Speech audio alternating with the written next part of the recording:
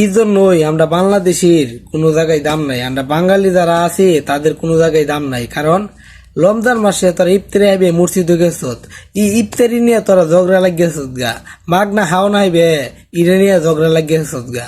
তোরা 11 মাস নিজের টাকা দাহাইতে পারস, আর 1 মাস তোরা নিজের টাকা দাহাইতে পারস না। তোরা আল্লাহ লোস খাইবার লিগা মসজিদও যাস ভালো কথা, সমস্যা নাই যা, কিন্তু গিয়াসিরা এভাবে ঝগড়া লাগিয়ে গা, এভাবে মারামারি করস, এটা তো দেশে একটা ইজ্জত যা, এটা তো বাংলাদেশের মান সম্মান যা। তোরা যে ইফতারি হাইতে গিয়া ঝগড়া করস, বাংলাদেশের মান সম্মান, বাংলাদেশের ইজ্জত সব ধ্বংস করছ তোরা। মসজিদে গিয়া ইফতারি হাইতে গিয়া তোরা কাজে লাগিয়ে যাস গা।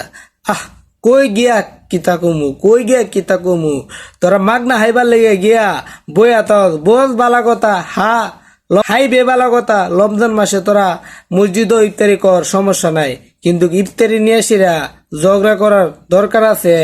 এটা তো দেশের জন্য দুর্নাম।